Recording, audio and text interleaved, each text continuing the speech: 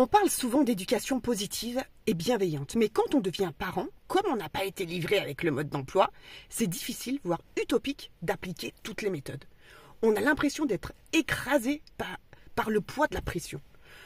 On nous laisse penser que tout puisse se gérer dans une magnifique harmonie familiale. Salut à toi, je m'appelle Charline Métral et je suis experte dans le domaine des relations toxiques. N'hésite pas à t'abonner à cette chaîne si le sujet t'intéresse. Eh bien, tu vois, moi, j'en peux plus d'entendre que je suis censée rester zen tout le temps. C'est hyper culpabilisant, le truc. Les parents n'ont plus confiance en eux. Ils ne croient plus en leur capacité d'éduquer leurs enfants. Ils ont comme un goût d'insuffisance, hein. Évidemment, l'enfant doit rester la valeur dominante du projet éducatif de la famille, ok. Mais laisser un enfant dans sa toute-puissance, ce n'est pas une façon saine de lui témoigner de l'affection. C'est toxique. Ce serait abandonner notre rôle de parent. Rester à l'écoute de l'enfant, c'est fondamental. Fondamental. Mais il y a quand même un équilibre à trouver entre ton rôle éducatif et ses envies à lui. Entre super bienveillance extrême et fermeté. Le cadre est donc incontournable. Ce cadre lui donne un sentiment de sécurité qui est indispensable à son bon fonctionnement. Donc des règles claires, précises, contextualisées, cohérentes.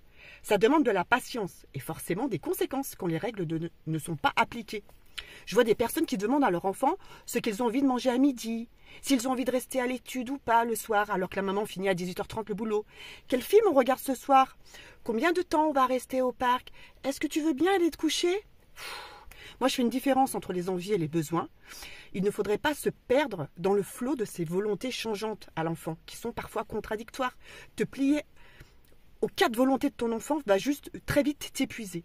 L'idée que je voudrais faire passer, c'est de pouvoir jongler entre toutes ces injonctions, ni trop copains, ni trop sévères. Je ne veux pas que mes enfants soient coupés du monde et pensent vivre dans un monde de bisounours. Tu vois, ce ne serait pas leur rendre service. Surprotéger un enfant face aux aléas de la vie qu'ils vont rencontrer, en faisant tout pour qu'il ne rencontre aucun obstacle, ça ne prépare pas ton enfant à la vraie vie. Je regardais une émission l'autre jour, quand je vois des enfants qui frappent leurs parents parce qu'ils sont en colère, et que je vois le parent qui le rassure, qui cherche une explication, qui essaye de le calmer avec de l'affection en le cajolant, mais je deviens dingue. Comment veux-tu que ton enfant interprète ça? Tu récompenses l'expression violente de la colère ou de sa frustration du moment par un câlin. Je t'ai pas dit de lui mettre une baigne non plus, hein, pas du tout. Mais un peu de fermeté, quoi, pour stopper ce genre de débordement. Sinon, il va grandir comment, ton enfant? Un enfant comprend une autorité juste. Tu vois, ça ouvre le chemin de son autonomie et des règles en société. Tu as la capacité d'éduquer ton enfant positivement et tranquillement. Écoute ton intuition et quitte ta dépendance vis-à-vis de toutes ces théories que tu entends un peu partout, qui sont changeantes et diverses. Tu feras des erreurs, plein, tout plein. Et c'est pas bien grave. Tu vas offrir de l'amour et du respect à ton enfant. C'est pas facile tout ça, hein. Pas facile d'être parent. Allez, farce à toi.